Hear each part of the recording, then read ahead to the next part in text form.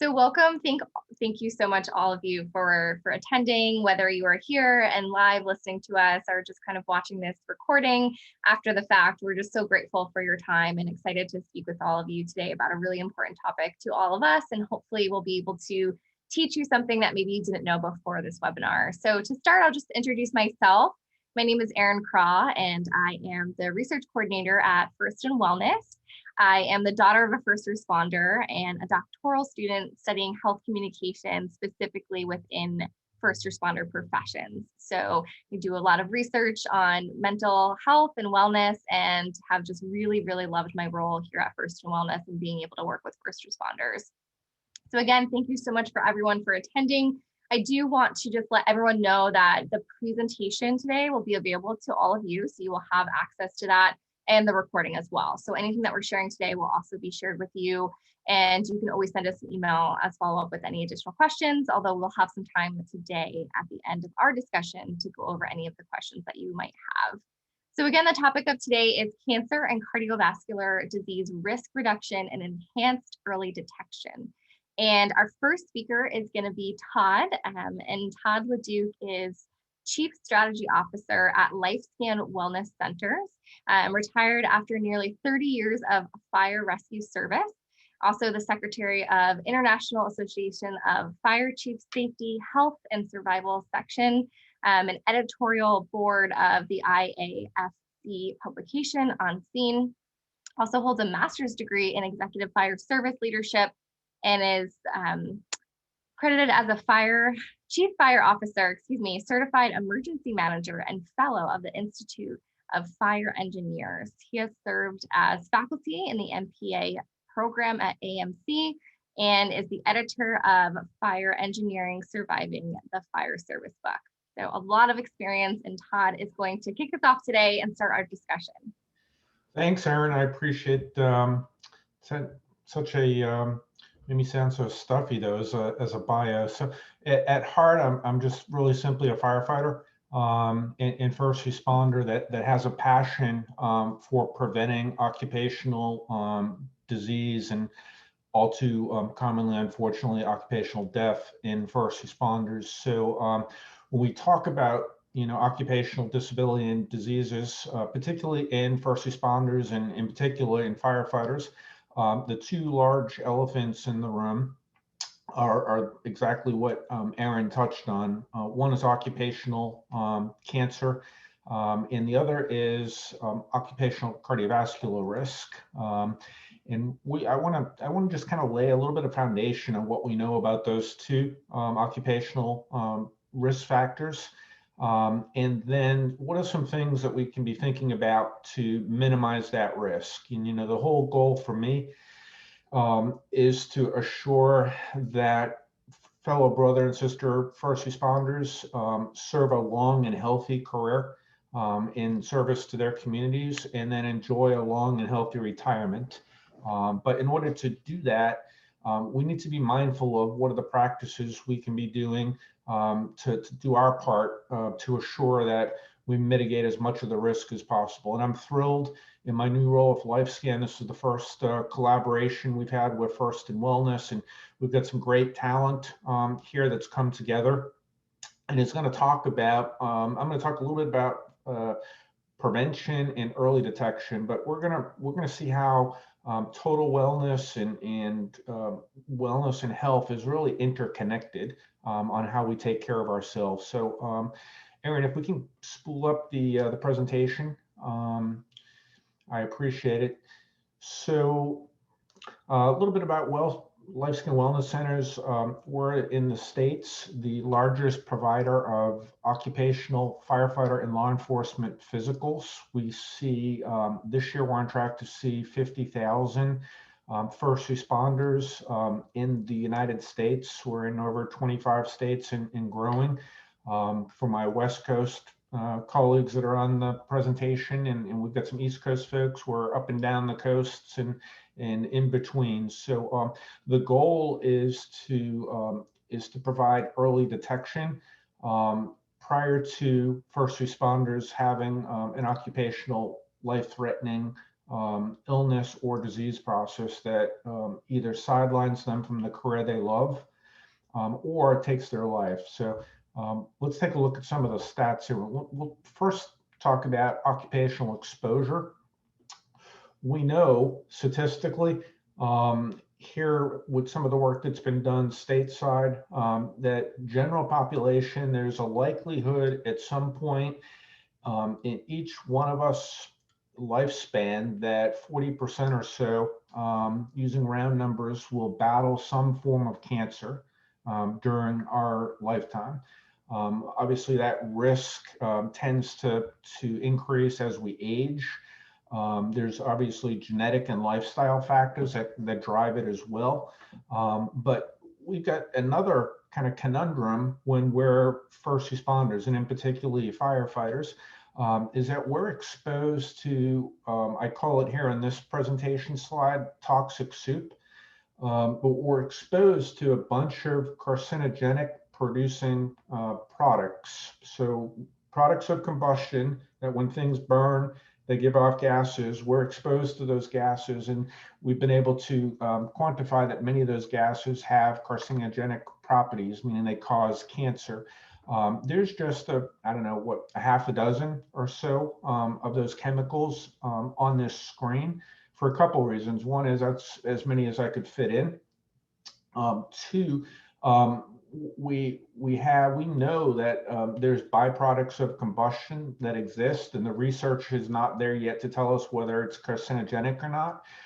We also know that particularly if we're importing materials and we import them from other countries perhaps, and there's regulatory gaps, if you will, perhaps, that we don't know sometimes what those off-product combustion gases actually are. So, for those of you that are in the fire service, we have gas monitors that sometimes can measure 2, 3, 4, 6 types of gases. Keep in the back of your mind that in many cases, there's over 100, if not several hundred products of combustion. So plastics give off different combustible gases, papers give off different. So what's inside what is burning dictates what we're exposed to. And we know from work that's been done by the Underwriters Laboratory and NIST that the products of combustion today versus as little as 20, 30 years ago, they burned quicker, they burn hotter, and they give off more gases. If you haven't seen it, take a second and Google the UL fire content studies and show how quick a room, a single room in a house goes up fully involved today versus what it did 30 years ago. And largely it's because of the plastics and synthetics that are involved in what's inside our homes and our businesses and our offices. Let's continue on and continue to take a look at cancer. We know we can absorb these gases in several different ways. One of the largest ways, of course, is the respiratory tract. And we know that, off-gassing of smoke and products of combustion can continue for hours, and in some cases, days. Even if you go back the next day to a fire scene, if you're an arson investigator, if you're an insurance person, and you go back, you can still smell off-gassing of carcinogenic, potentially products a day later. So we need to be mindful that respiratory protection is huge, and not just when we're immediately exposed. If we're anywhere in a plume where those gases are traveling, we need to be having respiratory protection. The second largest way that we can absorb these, and I remember back to my paramedic training many, many years ago. I hate to say the date because I'll date myself, but we were taught that the skin is the largest organ of the body. And if you think about that, it makes sense, right? Skin covers our entire body as opposed to an isolated organ. And when we're doing the work that first responders do, our pores, right, they open because we're extreme heat. We're then doing extreme exertion, whether that's to do fire extinguishment, search and rescue, ladder and ventilator roof. We're opening our pores up in some cases several 100% greater than they would be just at rest in an air-conditioned environment. And with that, we have great chance of absorption of chemicals through the skin. This is some study that was done by Dr. Jeff Still, commissioned by the International Association of Firefighters. And he looked at before and after, this is with firefighter gear on. So they had protective gear on, and you can see after exposure to products of combustion that radiated glowing in around areas such as the neck, the jaw, the abdomen, and then the lower extremities. And what is in all those areas, right? Those are major blood vessels. So you've got your carotid arteries, your aorta, which is the largest vessel in your body, both in your thoracic cavity and then in your abdomen, and then your femoral arteries are in your lower extremities. So we found that the gear that firefighters wear was designed for what? For protection from heat, thermal protection. It wasn't designed to block particles from coming through. So we're working on redesigning and re-engineering the gear. But what this tells us is as quickly as we can get this material off our skin, we're going to stop that absorption from happening. So once it gets absorbed, it gets circulated through the circulatory system, the lymph node, lymphatic system, and into target organs, which is where cancer lies and then causes havoc in our bodies. Aaron, let's continue on and take a look at, again, that it's National Cancer Institute. Almost 40% of us are going to get cancer at some point. Let's take a look though next at the firefighters. There's been a ton of studies done. Australia, we've got studies from across the pond, Europe. In the United States, there's been a ton of studies. It's been said correctly, there's been more occupational health research on firefighters in the last decade than in the prior 2 centuries. And that's a good thing because we're finding out what we need to be doing to protect ourselves. So this is actually the largest study that's been done. It's the NIOSH study. It had over 30,000 firefighters, Philadelphia, Chicago, and San Francisco. And they looked at over long term. So it was I guess I'm not a researcher. I get added to a lot of papers, but I'm not the brains behind them. So I guess maybe a longitudinal study. It looked long term. And what they found, and again, we'll make this all available. So if you're taking notes, don't drill down too deep because this is being recorded. You can see all the different types of elevated risk for certain cancers in firefighters compared to other professions. But the take home in this large sampling is firefighters have a 9% higher rate of contracting cancer, which we believe is to be occupationally driven, although we have to be mindful of lifestyle factors that can affect it. And then unfortunately, we have a 14% higher mortality rate than general population. And again, is that attributable to more aggressive carcinogen exposure? We're not sure yet. The research is still helping us better understand that. So, we're at higher rates, so we need to be more mindful of how we look after that. Let's continue, Aaron. If I had to give for not the prevention piece, because there's things we can be doing right to prevent, but if I had to give a presentation with only one slide, and a lot of times people, I'm sure, would say, why the hell didn't he just do that instead of going on and on and on? But this slide means so much because to me, it says it all from an early detection. Here's 4 types of cancer, and this is cancer, but you can pretty much apply it to any disease process, including cardiovascular disease, any intervention. So for these 4 types of cancer, look at the left side where the yellow is. If you find them in their primary site of origin, survival is close to 95 to 100% in almost every case. if the cancer spreads beyond the primary site of origin, then survival rates fall off the cliff, and in many cases go down to single digits. So what the takeaway, at least from me, is, and hopefully for those that are listening, is having comprehensive enhanced early detection is a way to survive your career. And I say that because oftentimes when you have symptoms, you talk about some of these cancers that have very poor survival rates. It's typically because we don't find them until they're symptomatic. Ovarian cancer is a good example. So we need to be mindful that if we find cancer early, before symptoms, we have great outcomes.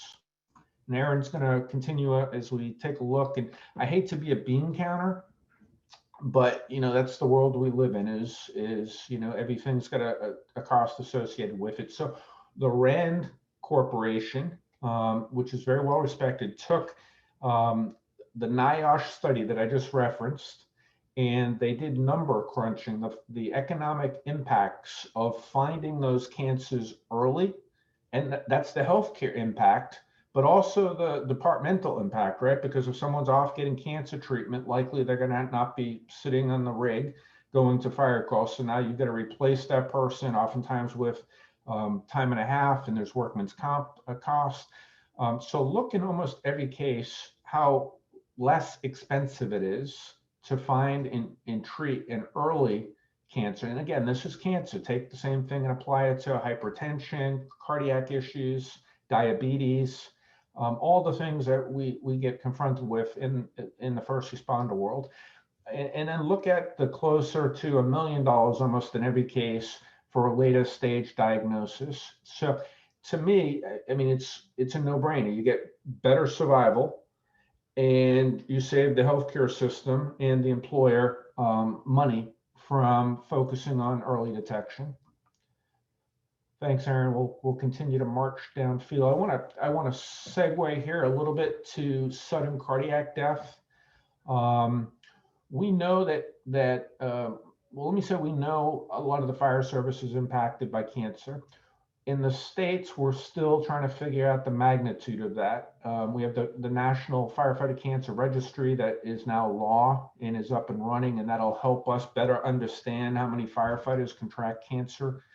But one thing we do know is on-duty deaths. So on duty, cancer, you typically don't drop dead of cancer on the fireground. It's a progression of the disease. For on-duty deaths, sudden cardiac death is the leading cause here stateside, with almost every year at least 50, if not greater % of the fatalities. And that doesn't count for those that have a cardiac event, survive it, but they're cardiac cripples. They can't basically return to the workforce or have a decent quality of life. And I want to take away some takeaways, and I always do this when I present this, is I want to be mindful that these aren't statistics.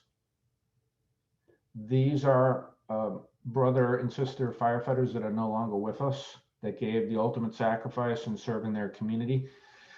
So, we should learn from their sacrifice what we can do to prevent. And look at the sad part. In this study, 45 years and younger was the average, was the rate of death in the age. So here's some takeaways. 12 times greater risk of dying as a first responder with high blood pressure that's not well managed. So again, high blood pressure in a teacher is not good, but it's horrific in a first responder. Enlarged left ventricle, 5 times greater risk of dying. Underlying history of cardiovascular disease, particularly that's not being aggressively treated, smoking. And look at this. I know my colleagues today are going to touch on nutrition and some things that you can be doing lifestyle wise. But 63% of the fatalities in our profession were obese. And we know the extremes that we're going into, both environmental as well as exertional, put obese first responders at risk for very significant cardiovascular events, including, unfortunately, death. So I want to just have those takeaways because, we're now using the term tactical athletes and human performance for first responders. Think about if you're a tactical athlete, whether that's a professional sports player or a member of the military and armed services, we should not knowingly, let me say, put ourselves in a position of having to perform at these extreme levels when our body is not prepared to do that. So that's why some of what we're going to touch on today with nutrition is so important as well, and being mindful. I don't want to drill on this or dwell on it, I should say, but the studies have shown that about 80% of all cardiac fatalities have two things: an enlarged left heart, which sadly we can screen for. If we find it, in many cases, we can reverse that enlargement. Typically, it's caused by uncontrolled or poorly controlled high blood pressure and obesity. We can manage both of those. And also underlying cardiovascular disease. Again, sometimes we knew from autopsies coming back from kids in Vietnam that were killed, soldiers, they already had evidence of calcification in their arteries at ages 22, 23. A lot, lifestyle again, right? Managing our cholesterol, how we eat, how we take care of ourselves, how we physically active. Erin's going to keep us getting right down to the 20-yard line here. So large study that's out, Better Heart Project, I've been honored to be a small part of it, has made the argument that we can screen, and I'm proud to say it's something we've been doing at LifeScan for 23 years as part of our physicals. We can do a cardiac echo, which is ultrasound imaging of the left ventricle, of the septal wall of the heart. And it's no radiation, it's ultrasound waves, it's low cost, it's portable. You can see the small little laptop. We bring it to the fire station or to the police station, and we can identify if someone has left ventricular hypertrophy, and then we can tailor treatment to that individual and prevent sudden cardiac death and events. So I'm hopeful. I also sit on, just recently was appointed to the NFPA Technical Committee on Occupational Health and First Responders, and I'm hopeful these are some advancements that will become standard of care in the industry, but it's important that we screen for these. I just want to touch on, because I'd be remiss if I didn't, the three tenets of issues of deaf and firefighters and disability. The last being, we're not going to deep dive on this today, we don't have the time, but behavioral health is certainly firefighter suicide. Again, we don't have a great way to track it, but based on anecdotal reporting, we know it's a large issue. And that's on a spectrum, right? So we know there's a lot of behavioral health issues leading up to firefighter suicide or first responder suicide: sleep, depression, anxiety, stress, alcohol and substance addiction and abuse. And again, from early detection, we can screen for all of those, and they're all interconnected, right? So how we manage our overall wellness and our health also reflects our behavioral health. Just some survivors. I could literally do a week presentation on all the survivors from early detection. First responders that felt fine but went in and found they had potentially a ticking time bomb that if it wasn't addressed, they wouldn't be with us. And these are just some examples. Again, I'm not going to go through the entire week. At LifeScan, we do a 3-hour physical that's tailored to first responders. It includes a exercise physiology component, an ultrasound imaging component, and then a full NFPA physical with lab work and behavioral health screenings, nutrition screenings. And I just want to be mindful of time, so we'll go through some of these a little bit quick. Again, I know we're going to touch on nutrition here, but this is just one department. This is Contra Costa County. I knew we had some West Coast folks on the presentation, so I wanted to bring in Contra Costa. This is just one round of LifeScan physicals with 325 employees. And look at everything that we found: elevated triglycerides, glucose, 35% had either untreated or undiagnosed blood pressure, fatty liver. We just completed a study showing fatty liver and testosterone being associated with increased cardiovascular risk, and obesity. We talked about obesity as well. What can we do with these findings? So each of the, we're going to transition here shortly, and basically, you know, I touched on early detection, but I can't encourage enough that it needs to be a total approach to health and wellness, right? So whether we're talking nutrition, whether we're talking physical exercise and readiness, whether we're talking behavioral health support, mindfulness, yoga, hydration status, it's all interconnected. And early detection is one critical piece, but in my mind, you can't have one without the other, right? So if we want to live a long and healthy service and great retirement, we got to have the whole package. We can just continue. This is just some of the things Contra Costa County put in place. In addition to the LifeScan Wellness Center physicals, they built out a total wellness program. And as we transition into my colleagues presenting, that's my hope is, I'm sure everyone that's attending and then everyone that's going to listen to this, both personally and probably organizationally, is at a different point in their health and wellness journey. But I do think hopefully today you take away some pearls, that there's some critical pieces that if you personally don't have in place, or your department doesn't have in place, those should be action items, things that, you know, we work real hard to put in place to make sure that we're giving each of our responders the best opportunity to survive their service. So Erin, thanks for your help in walking us and guiding us through, and let's continue the dialogue as we explore what things we can be thinking about and just looking at to do to enhance our preparations and our health and wellness. Thank you, Todd. Yes, that was an excellent start, and we'll just kind of continue on. That was a great segue into what Danielle is going to talk about. And Danielle is the founder of First in Wellness. She co-developed and participated in wellness programs with the Berkeley, Santa Clara County, and Menlo Park District Fire Departments. She has been a dietitian for 17 years, specializes in functional medicine and lifestyle change. Danielle uses an integrative preventative approach as the foundation for First in Wellness program development. So now we'll hear from Danielle.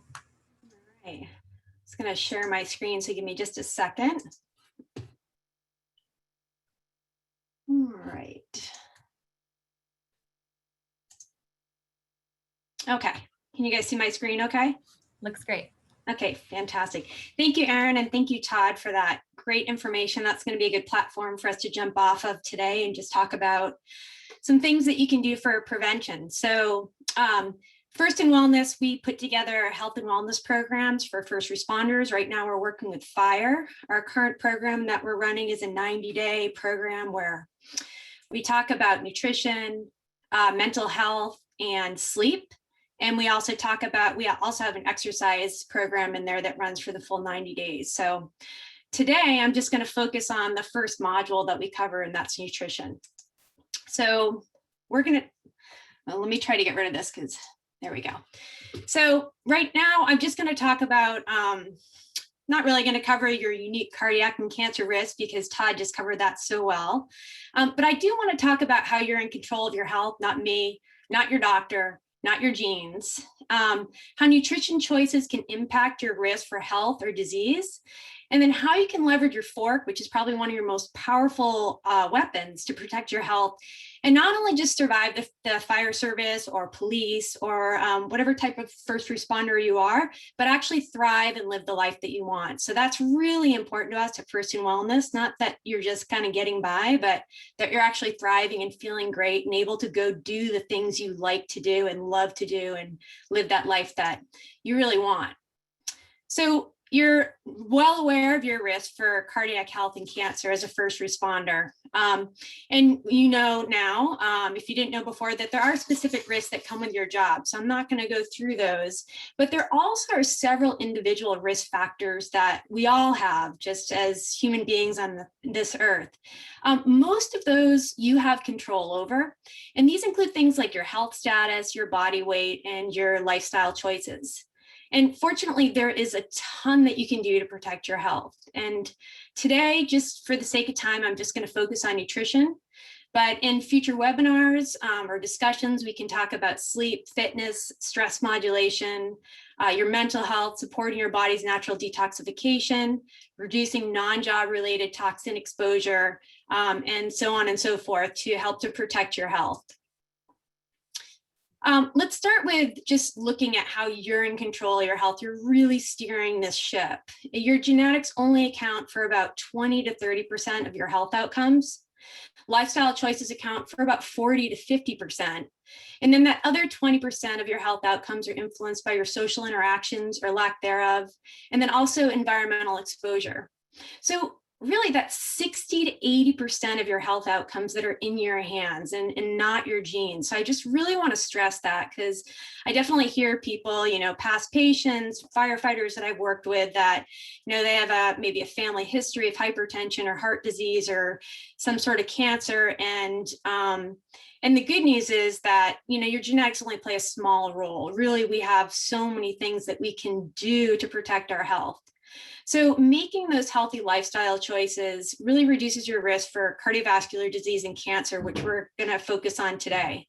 And these include things like not smoking or avoiding tobacco products, maintaining a healthy weight, getting regular physical activity, eating a healthy diet, minimizing alcohol consumption, getting quality sleep, balancing your stress levels, and also being socially connected. And I think that's something that gets lost a lot. And we're not really going to talk too much or at all about mental health today, but that's a big one, when we're talking about trauma and just being able to talk to someone about it. And also just being that person that people can talk to, that really benefits both your mental and your physical health. When I think about lifestyle in general, because sometimes it can be overwhelming and daunting, like I have to do everything right to stay healthy. And that's not really true. I like to think of it as kind of like an 80-20 rule with lifestyle. So 80% of the time I'm making really healthy choices. And then maybe 20% of the time I'm coloring outside the lines a bit and maybe not making the best choices, but I'm living my life and I'm not stressing and being overwhelmed by it. I want to just touch on overweight and obesity. I don't want to spend too much time on this because Todd did touch on this, but we know that being overweight or obese is the single biggest preventable cause of cancer after smoking. And the CDC estimates that 40% of cancers are a result of being overweight. Todd did touch upon cardiac deaths, and that 63% of the individuals that had a sudden cardiac death were obese, but also just being overweight. Just 10 kilograms or 22 pounds being overweight increases your risk of coronary heart disease by 12%. So we also know as a first responder that you're challenged with chronic stress levels, sleep deprivation, and some of these things can work against you when you're trying to maintain or achieve a healthy weight. And then if you layer on an unhealthy diet or unhealthy nutrition choices, this makes losing weight or maintaining a healthy weight pretty difficult. However, there are several strategies that we use. We're going to talk about some of them today when we talk about nutrition, that we use in our 90-day resilience program that result in weight loss. And we've seen this, even in individuals who have not been able to lose weight in the past, they're able to shed those pounds and make that scale budge in a pretty significant and meaningful way. So I just want to stress that, losing weight, especially that abdominal body fat, so that weight around your belly, is a powerful and one of the most powerful ways to decrease your risk for cancer and cardiovascular disease and just protect your health in general. I mean, we're only talking about 2 of these chronic health conditions today. So I want to just turn our talk to nutrition and hone down on one specific topic. So I'm going to start just talking about a couple nutrition choices that can increase your risk for heart disease and cancer. And then I'll talk about just some real general nutrition guidelines. I'm not going to put you through a whole nutrition seminar. but I'm just going to talk about enough so that we're all on the same page and we know what we're talking about. And then I'll also talk about some specific nutrition choices that you can make to decrease your risk and protect your health. So if you just want the how, just tell me what to do, you're going to get that. That's coming up. And we also have a handout that will offer, I think, 22 pages long, and it has a lot of specific recommendations and suggestions, and a good little guideline for you to start with. So let's start with fat. This fat, I think, is a much debated topic, especially when we're talking about cardiovascular disease. And I'm just going to give you a quick little nutrition 101 lesson, just so we're all on the same page when I'm referring to different types of fats and recommendations. I'm going to start with saturated fat because that's probably one of the most debated. And these are, fats that are room temperature. Examples of foods that are high in saturated fats include things like coconut oil and butter and ghee, the fat that you see marbled on meat, the fat that's found in dairy. And there are a lot of studies on saturated fat and disease, and they're mixed. But more recent studies do not find a strong association between saturated fat intake and disease risk. However, there are some studies showing that too much saturated fat in the diet may cause unhealthy changes in the gut microbiome, which will then result in free radical production and arterial and cellular damage. So both of these things will increase your risk for cardiovascular disease and cancer. And I just want to pause for a second and just mention the gut microbiome. That's all that flora and bacteria that live in your intestines, and predominantly in your large intestine. And this bacteria has a massive effect on your general health. It controls inflammation, your blood sugars. It's orchestrating your hormones. So we do know, there are lots of studies out there, and they're going on endlessly now, and we're learning more and more almost on a daily basis about the gut microbiome. But we do know that an unhealthy gut microbiome, so if you do not have enough of this beneficial flora, or the types are limited, you only have a few types and the diversity is not very good, then you're going to have a higher risk of heart disease and cardiovascular disease, as well as all the other chronic health conditions we think of, like diabetes, even Alzheimer's disease. So there's a link there. So taking care of our gut microbiota is really important. All right, let's move on to unsaturated fats. So the first one I'm going to mention is omega-6. This one is predominantly liquid at room temperature, and we find high concentrations of omega-6 fats in things like industrial seed oils like soy and vegetable and corn oils, and then also in most nuts. And we know through the literature and research that too much omega-6 fat in the diet increases inflammation. It also causes unhealthy changes in that gut microbiome I just talked about, and it will increase your risk for cancer and cardiovascular disease. And then kind of on the flip side of that is your omega-3 fats. And there's really, the importance is a balance of omega-3s and 6s. And in the standard American diet, that balance is probably about 20-to-1, omega-6 to 3. We really want, for best health outcomes and to lower your risk for cancer and cardiovascular disease, for that ratio to be about 4-to-1 to 1-to-1. So we're eating too many omega-6 fats in the standard American diet in most Americans. And I think that's just part of why we're seeing poor health outcomes and kind of a demise in our health as a nation. Best sources for these omega-3 fats are things like cold water fatty fish, such as salmon and Atlantic mackerel and sardines. We also find pretty high sources or amounts in some different seeds and nuts, like flax seeds and chia seeds and walnuts. Also in grass-fed animal meats, we'll find more omega-6 fats. There's also some omega-3 fats in things like spinach and Brussels sprouts. And these omega-3 fats, you've probably heard of them when people talk about fish oils, and they're considered protective for cardiovascular disease and cancer by their ability to reduce inflammation, and they also cause positive changes in the gut microbiome. And, we can use them also in a supplemental form and a targeted form to do things like bring high triglycerides down, for example, and thin the blood a bit. So there are some other uses as for supplements, but in general, we just recommend getting some omega-3 sources in your diet. And I'll talk more specifically about that in a moment. One of the fats that's often touted as heart healthy is olive oil. This has gotten a lot of publicity, especially when we talk about the Mediterranean diet and a heart healthy diet. This type of olive oil is really high in what are called omega-9 fatty acids. And those are kind of neutral. So they don't do anything to your cholesterol as far as bring it up or bring it down. But olive oil is also really high in antioxidants. It has an anti-inflammatory effect. The gut microbiome loves it. So it's really beneficial for your gut microbiome. It's rich in what are called polyphenols, which are protective for heart disease and cardiovascular disease. And it also has an antimicrobial effect for some of that more unhealthy, unbeneficial bacteria. And then lastly, there's cholesterol. So cholesterol has been another kind of confusing thing in nutrition when we especially talk about heart health.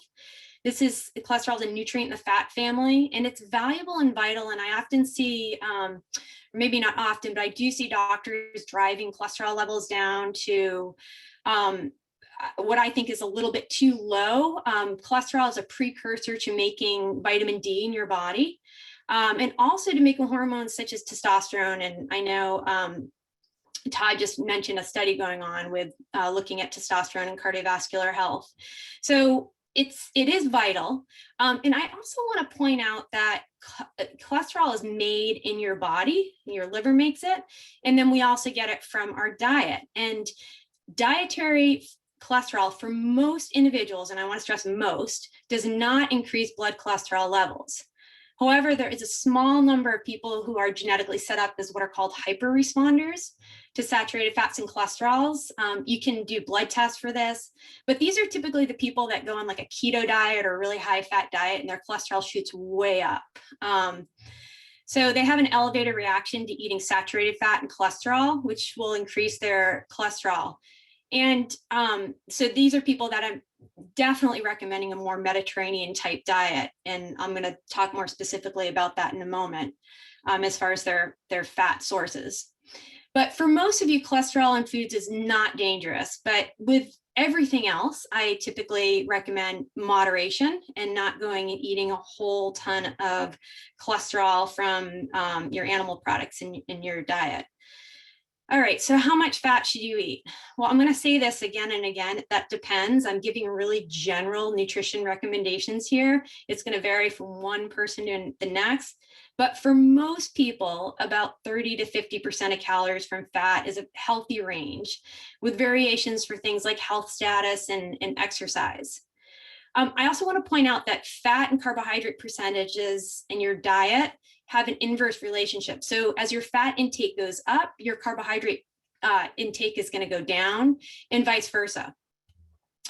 And then lastly, the type of fat you eat makes a really big difference. So a safe place to start is to eat more of the Mediterranean type fats. And these are the fats that are high in omega-3 and omega-9 fatty acids. So things like avocado and olives and olive oil, avocado oil, algae oil, macadamia nuts, macadamia nut oil, and fatty fish.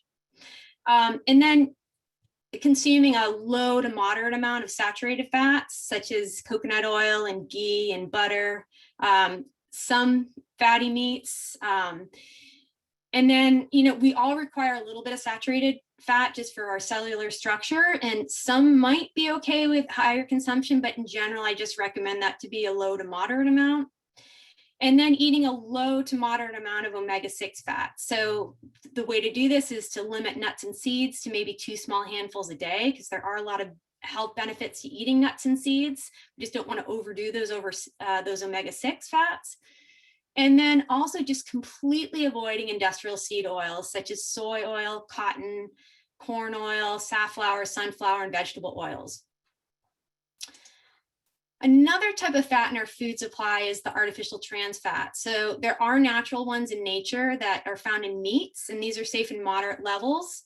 But these artificial fats are completely different, and they're very dangerous to your health.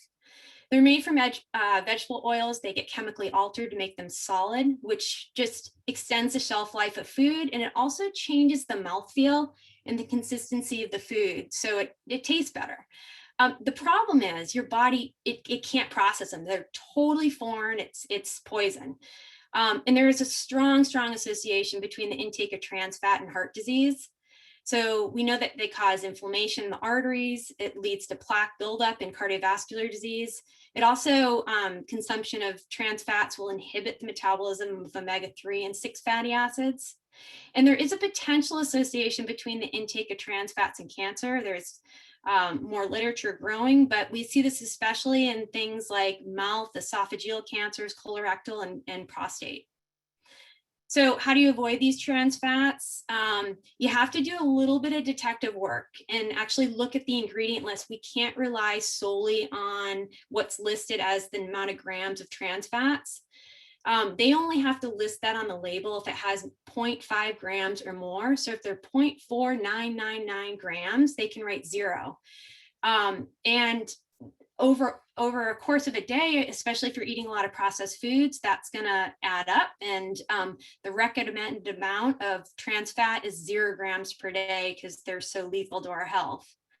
So if you look at the ingredient level, ingredients, we're looking for things like hydrogenated or vegetable shortening or partially hydrogenated.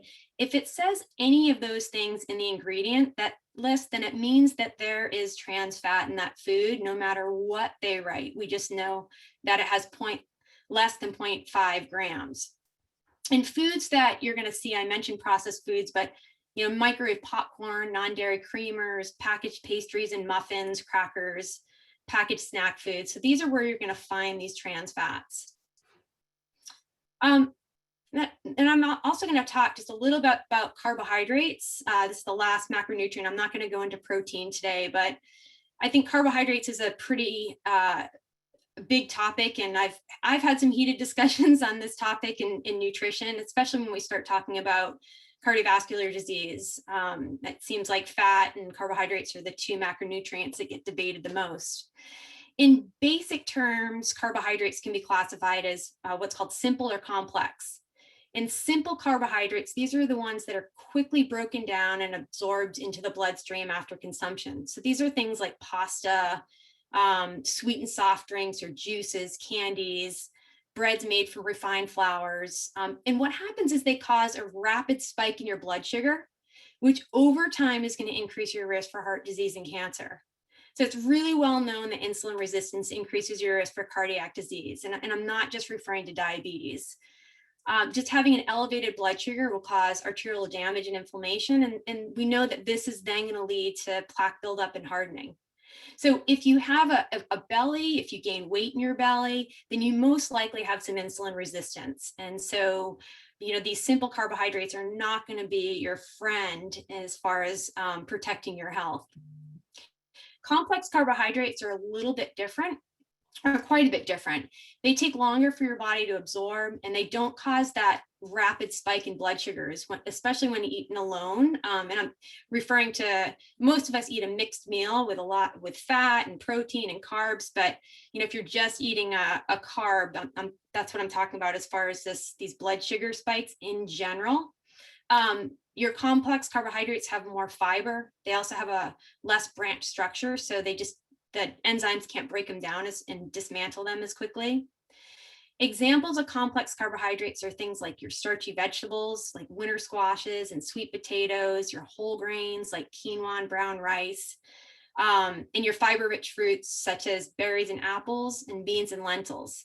And really, in general, it's those simple carbohydrates that give carbs a bad name. And these are the carbs that you really want to consider reducing and minimizing in your nutrition plan. So how much carb should you eat? Well, again, this depends, it varies, but a good starting point can be about 50% of your daily calories from complex carbohydrates. And this needs to increase or decrease depending on 3 factors. So first is your type of exercise. When you're considering exercise, you want to keep in mind that your body uses carbohydrates to make fuel for your muscles, and this is done in the form of glucose. And as the intensity of your muscle use increases, your intake for carbohydrates is also going to need to increase. And so explosive type workouts like HIIT workouts or CrossFit or sprinting or powerlifting, you're going to generally need a higher proportion of carbohydrates, so somewhere in the range of 40, maybe even up to 65, depending on your activity. Endurance athletes they can do better on a lower carbohydrate diet if they're eating enough calories overall. But generally, they're going to need to supplement with a little bit higher carbohydrate on those more intense training days or longer training days. And then if you're inactive or maybe only, walking a couple days a week and not doing real intense activity, then you can typically get by with a lower carbohydrate intake. So somewhere around 20 to 50% of daily calories. The second factor is your sex. And I'm just going to mention this just because there are a lot of women first responders out there. I have a lot of women first responders going on really low carbohydrate diets. Women's tend to not do as well on low carbohydrate diets. Again, everyone's different. And it tends to alter their hormones a bit. And this is especially true in that last half of your menstrual cycle. So sometimes you can even, there are certain tweaks we can make, like doing lower carb during the day and then higher carb at night, doing higher carb in the second half of the menstrual cycle. So they're all, again, different tweaks and everyone's individual, but that's just a real general guideline. And then the third thing to think about with carbohydrates is your genetics and your health. So there's a condition called familial hypercholesterolemia that, if we're talking about cardiovascular disease, I think I should mention this. These are people that make lots of cholesterol just naturally. So they're going to do a lot better on a real low fat diet and high carb, because remember, they are inverse as far as your consumption. So on the other side of that is someone with insulin resistance that tends to gain weight in their belly. They're typically going to do better on higher fat. And again, those Mediterranean type fats and lower carb. And then just cardiovascular disease and cancer risk reduction in general. I recommend, moderate carbohydrate, maybe a little higher carb on the days that you work out harder if you're doing real intense activity. And then you can do lower carb again in the morning, maybe during the day, and then a little higher at night. And then concentrating on those Mediterranean type fats in your diet. So I want to mention sugar because sugar has been strongly linked to cardiovascular disease and cancer. We know that consuming sugar leads to endothelial inflammation, and we know that this is one of the causes of cardiovascular diseases. And sugar is like fertilizer for cancer. So cancer cells use glucose or sugar as their primary fuel. And when your blood glucose increases, your insulin levels are also going to go up, because insulin is going to be like a key that gets glucose into your cells. And your cancer cells are loaded with insulin receptors. So when insulin binds to a cancer cell, it stimulates the growth and division of that cancer cell. So it's going to spread cancer much faster. So it's, it's fuel. And sugar is going to be found in most processed foods. And I'm predominantly referring to added sugars here, not as much to those naturally occurring sugars found in fruit.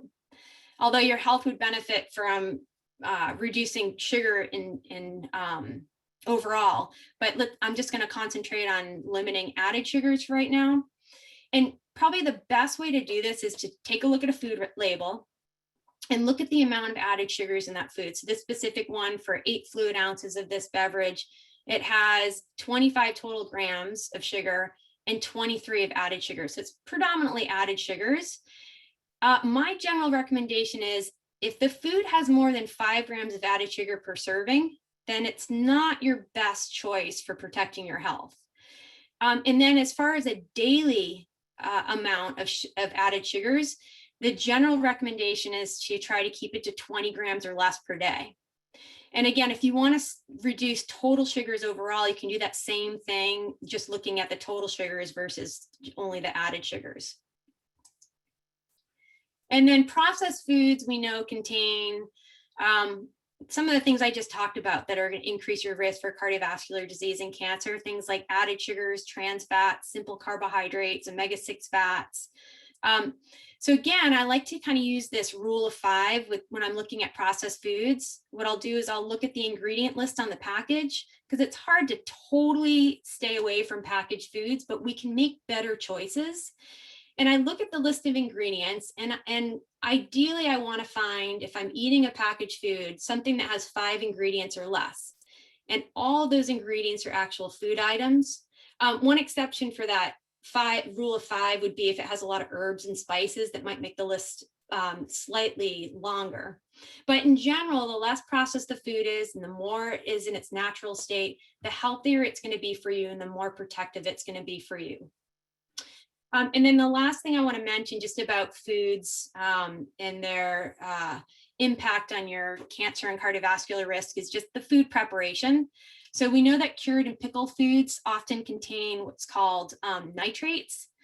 And these have the potential to cause cancer, in particular bowel cancer, when eaten in large doses. And so just to be on the safe side, it's best to just limit the amount of these cured meats in your diet. You can also sometimes find, things like bacon, which is a cured meat that is nitrate free. Also, since summer is coming up and there's going to be a lot of barbecuing, I'm sure, burnt or barbecued foods and cooking on high heat, smoking, and barbecuing meats, it forms several carcinogenic and inflammatory substances, which have been associated with higher risk of cardiovascular disease and cancer. So, couple tips. If you're barbecuing, I just use a low heat and avoid the flame touching the food. You can also marinate meats and eat vegetables and herbs with meats, and this is helpful reducing the formation of these compounds. And then also the next time you barbecue, adding vegetables, adding a salad, again, marinating, adding herbs and spices to your meats. These are all things that you can do and still enjoy barbecuing. And then just in general, as far as food preparation, and I'm referring mostly to meats here, we want to cook on a low temperature. Things like steaming, boiling, poaching, stewing, baking, roasting, instant pots. These are the best way to prepare meats and the safest way to prepare meats for your health. Okay, I want to get a little bit more specific about what to put on your plate. And I'm almost done here. We're getting towards the end line here.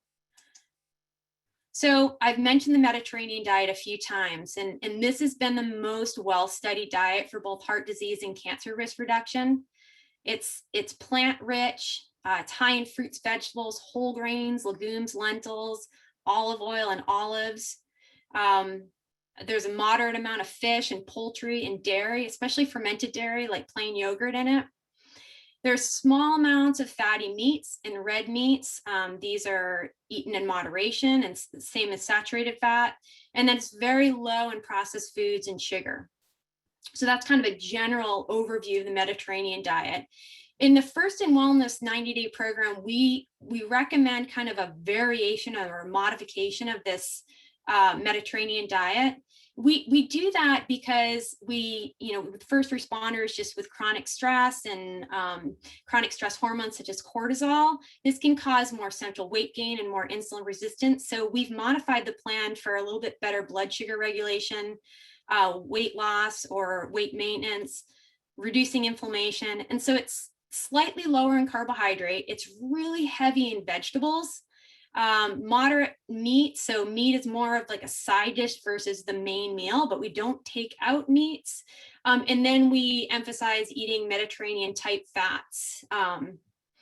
If you're vegan or vegetarian, you would have additional servings of things like whole grains and legumes and lentils. And this is an example of what, this is one of the parts of the handout that we'll give you. And this is an example of what a plate might look like and what serving sizes might look like. So we want to give you some general guidelines to get you going. There are also a lot of foods that you can use as medicine to protect your health. And I'm not going to go through a big long list of these right now. I have a couple listed up here like broccoli and turmeric and tomatoes. I have a longer list on the handout at the end of the handout, but it's kind of nice to start using your fork as a way to protect your health. And looking at food is something that you can use in your favor and to help you versus, oh my God, I have to go on a diet and I'm scared to eat and I can't eat this and I can't eat that. But to start thinking about what can you put on your plate to crowd out some of those foods that might be harmful for your health. So in summary, if you don't remember anything, because I ran through this stuff pretty quickly, but in summary, if you remember anything, just remember this last slide. Eat as many real foods as you can. The less processed, the better. Eating a plant-rich diet, so fruits, vegetables, legumes, nuts, olives, olive oil. Eating the rainbow, I didn't talk about all the phytonutrients, which are the colors in these fruits and vegetables that are incredibly protective for both cancer and cardiovascular disease. If you are eating processed foods, which it's almost impossible to avoid in our society these days, trying to limit those processed foods to the ones that have 5 ingredients or less and they're all real foods. Limiting your added sugars, and just start just checking it out. Take a look at your food labels. Maybe eat what you're typically eating right now and just write down how many grams of sugar you eat per day and start there. And then you can make decisions from there. Avoiding trans fat. So again, that's being that detective and looking at the food label ingredients, because we can't always rely on the amount of trans fats that's listed on the label. And then emphasizing those low heat cooking methods when you're cooking your meats. Again, we have this free resource, this handout, if you'd like it. You can email me at info@firstinwellness.com. I'll send this to you. And also, if you have any questions, I know I ran through this pretty quickly, either about nutrition or the First in Wellness program in general. And that's what I got. Thank you for sitting through all that. Great. Thank you, Danielle. And now I will introduce our last, but certainly not least, speaker today, Simon. And Simon, his dedication and enthusiasm for this topic is demonstrated by the time zone that he is in and the early morning he's spending with us. So Simon is the director of coaching at First in Wellness, and he's a trained psychologist certified in health coaching and lifestyle medicine. Simon consults and presents nationally as well as internationally in the areas of health coaching, behavior change, positive psychology, and lifestyle medicine. So Simon, you have the floor. Thanks, Erin. Appreciate that. Good afternoon, everyone. I think it's afternoon for all of you now, even if you're on the West Coast. It's morning here for me on the East Coast of Australia. Just gone 5 a.m. But it's great to be with you all. And Danielle, I don't know whether you've seen it yet. There's a question from Heidi in the chat, which I think is for you. So I want to. Can everyone see my slides? Okay. We can. Fantastic. So I want to speak to you about these things that are actually in your control, and both Danielle and Todd have already alluded to this. The idea that there are environmental factors, of course, which we can't control. We can take steps, of course, to limit our exposure to environmental factors, but those environmental factors themselves we can't necessarily control. Can't control our genetics. But we can make a significant impact on our own health behaviours, the things that we do every single day, and that's really what I want to speak with you about now. So we all know, anyone who's ever tried to make any sort of change to their behaviour knows that making that kind of right choice or that good choice can be really quite challenging. We have particular ways of doing things. We have particular foods. We have particular things we enjoy, and trying to make that change to do something different can be really, really challenging. And it's really the difference between knowing what to do versus doing what you know.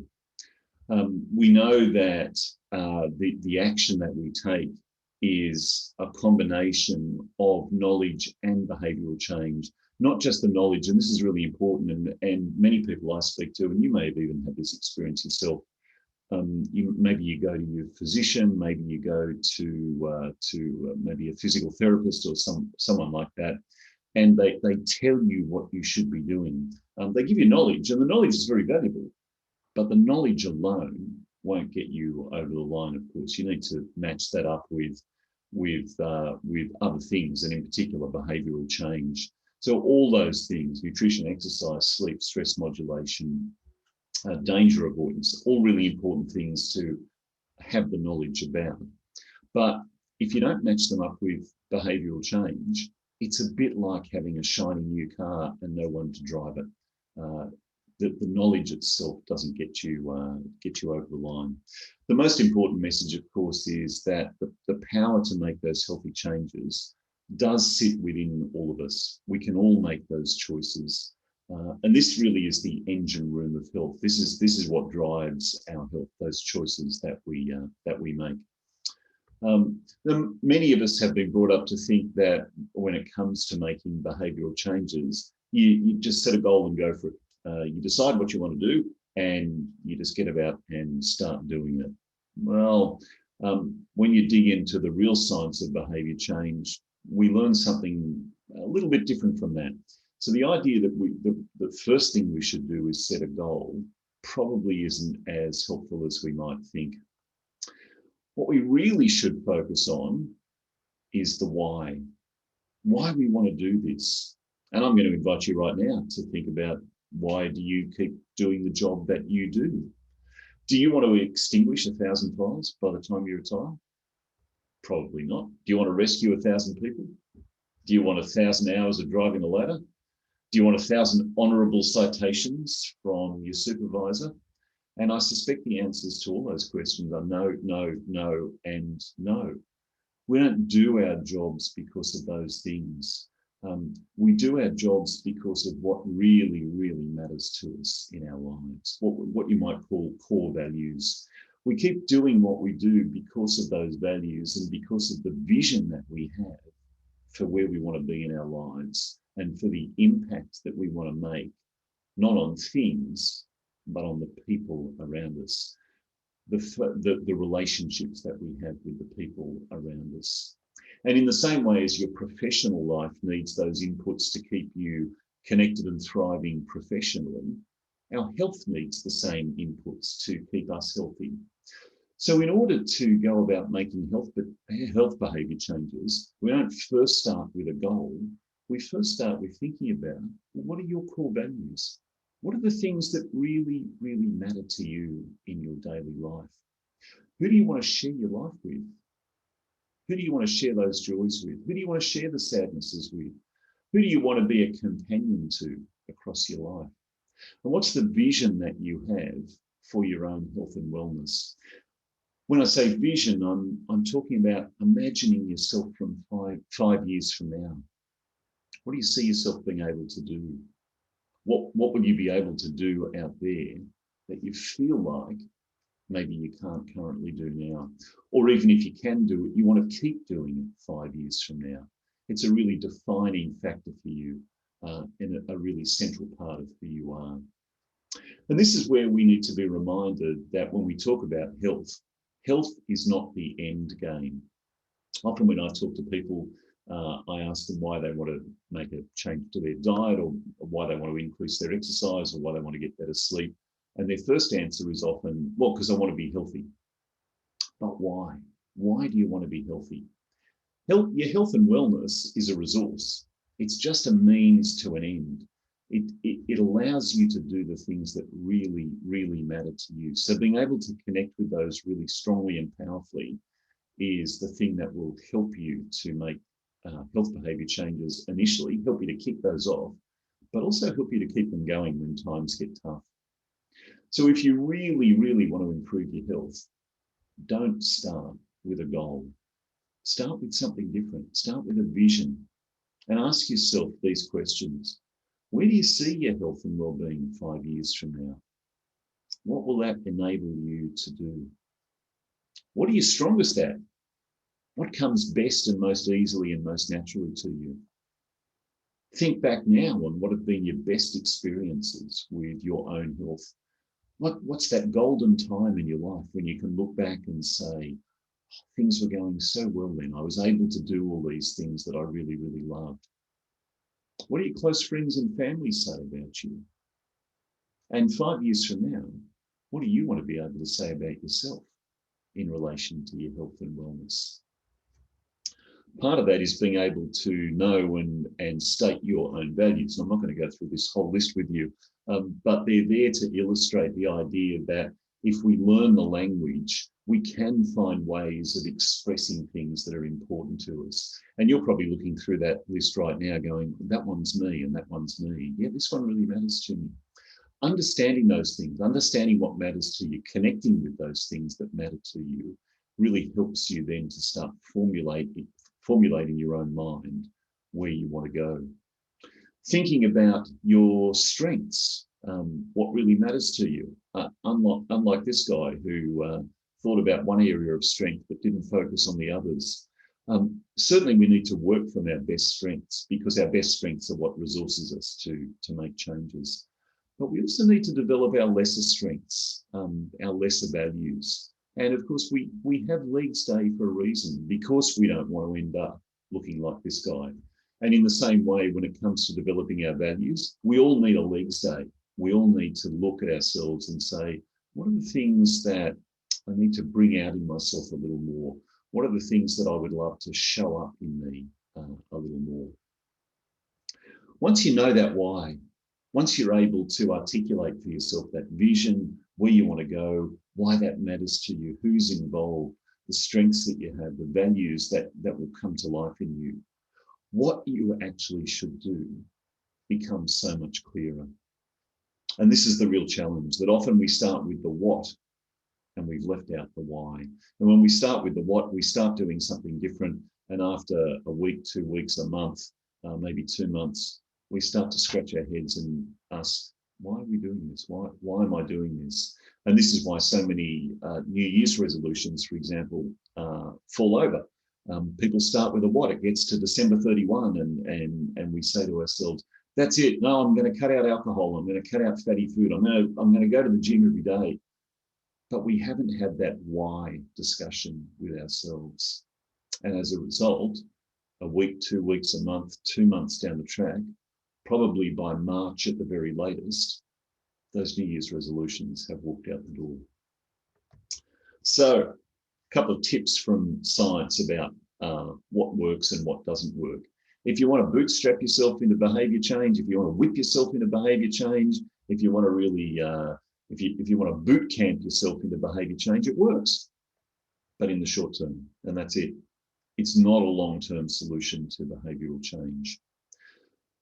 Don't focus on what you don't want, because that's like backing away from danger. Focus on what you do want, and that will help you walk towards safety. Make sure you always push the positive. And this is because human brains are wired to hunt out the negative. And we think that's probably a survival feature. We think the reason that human brains do that is because it keeps us safe. When you arrive on scene and there's flames licking up the inside of a structure, there's a part of you that immediately tells you to be cautious, and that keeps you alive.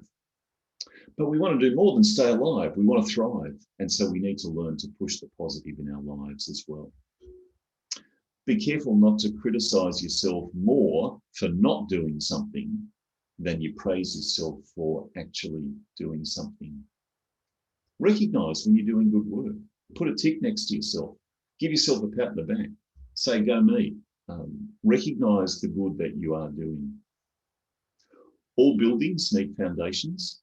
So do goals. And the foundation of a goal, of course, is that why. Why am I doing this? What's my vision? Where do I want to be? What am I doing? What does my health and wellness allow me to do? And then finally, if you have a trial and error focus in what you do, that will always lead you to see particular outcomes potentially as failures.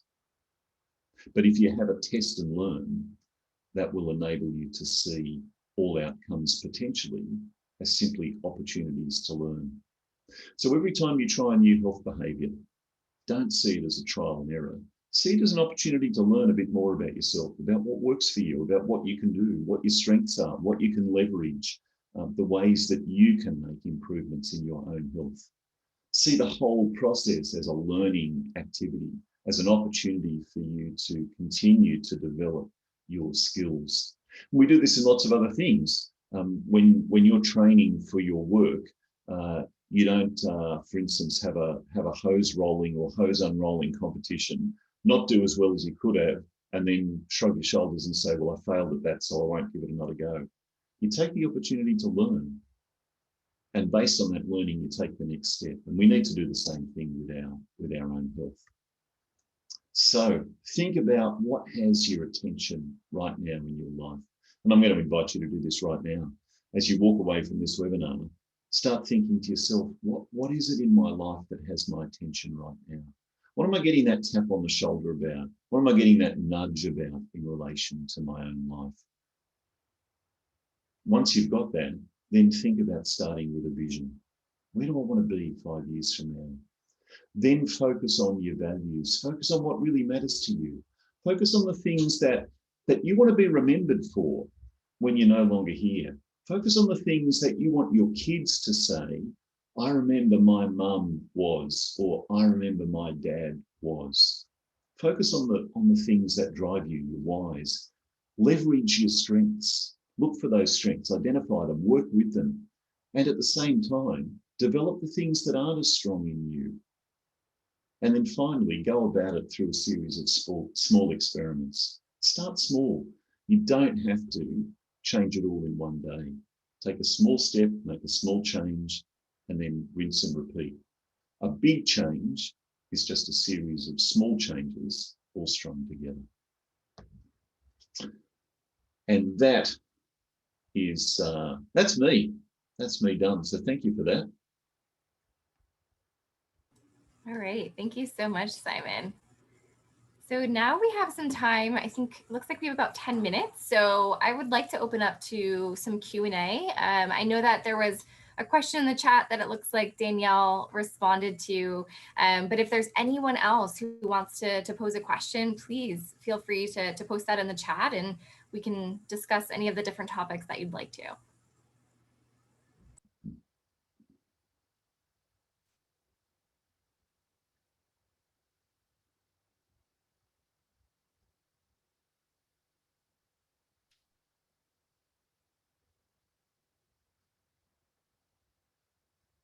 I have a question.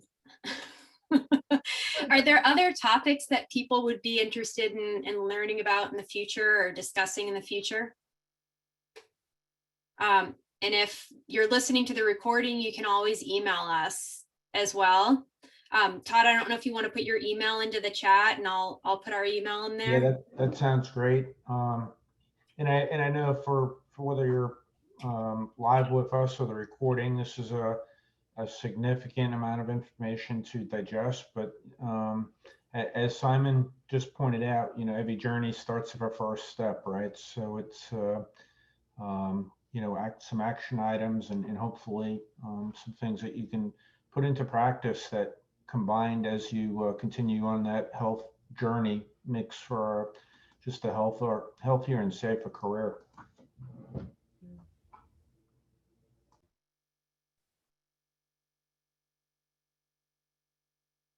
Okay, Simon, looks like there's a question for you. So Heidi, reaching out to ask, at what point in visioning do you address boundaries and saying no? Recognizing strengths is one thing, but how about the opportunity to say no?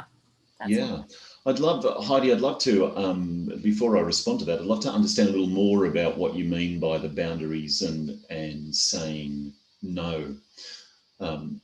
So if you, oh, thanks, Heidi. I can see you've just come on. Yeah, just open up your mic, Heidi, and just perhaps ask a little more about that.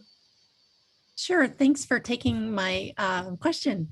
I guess part of that is a lot of people are not recognizing their strengths because they're saying yes to things that may not be their strength. It could be some caregiving issues that might be occurring for other people, or some self-talk that may be influencing why they're pursuing things that don't make them strong or aware of what their strengths may be. I know that's kind of a strange question there, but I guess what I'm getting at is, at what point when you're visioning and seeing what your values are, where are you recognizing that those are the most important thing, and how you can remove the parts that you need to say no to, recognizing those pieces. Yeah, thanks Heidi for clarifying that, and I appreciate that question. And in general, I think your what's embedded in your question, which is the idea that we might look at that when we're starting to consider vision is accurate. That's the time when all those things are likely to bubble to the surface for them. I'm going to respond to that in what is, I guess, an honest way. It may not be exactly what you're thinking, I may say, though, and that is that we are all complex human beings with competing needs and desires and wants right across our lifetimes. So in the psychological literature and in the behaviour change literature that I work with, we come across this idea of ambivalence. Being uncertain about which thing we want here. And ambivalence comes from a couple of Latin words that literally mean both things have value. So when we're ambivalent, we're saying, well, I want this and I want that, because somehow they both serve a need or they both fulfill something in me. And ambivalence is not problematic necessarily. It's just a part of being human. It's a part of having complex sets of values, complex webs of relationships, complex connections with ourselves and other people, and so on. So I'm going to say that the process of doing that is often ongoing. So we may say no to something right at this point, but we may also say yes again to it down the track as we reconnect with a different part of what matters to us, or as circumstances change for us, or perhaps if you mentioned a caregiving situation, Heidi, perhaps as the needs for the person for whom we're caring change as well. And this is where I think there's value in working with someone who is a coach and who understands ideas around coaching, someone who can really support you to tune into what matters to you in this moment, and also support you to recognize that those things can change over time as well, and to support you to develop the tools to enable you to navigate those changes yourself. One of the traps that I often see people get caught in is, well, quite frankly, a guilt trap. People feel like they want to make a change, they do that, and then feel intense guilt about the thing that they're not doing. And that, of course, is not helpful, because it's demotivating. It takes away the joy that we might otherwise connect with from the changes that we want to make. So working with someone who can support you to recognize that complexity, to be agile across that complexity as well, and to be able to say not just no, but maybe, not now, sometimes, I'll think about it, and so on, is one of the skills that's really valuable to learn. Thank you so much, Simon. Heidi, I hope that's I love how you just said that, you were pulling the emotion out of it and just saying, you can say no or maybe, or it just kind of pulls the emotion out of it that might be involved with saying no. And I think that's a big piece there, that why people are not saying no is there's some kind of emotion, or like you mentioned, the guilt trip that might be tied to it. So thank you for bringing that up. Yeah, no, not at all, Heidi, not at all. And often that emotional component we don't recognize in ourselves. We kind of feel it at some level, but we don't necessarily have the language to name it to ourselves. And when we can, then we can start moving it around. Thank you. Yeah, great question. Thanks, Heidi. Great. Well, thank you so much again, Heidi. Yeah, that was a great question. I even learned from that conversation as well. So I appreciate you posing that question. Is there anyone else as a final question?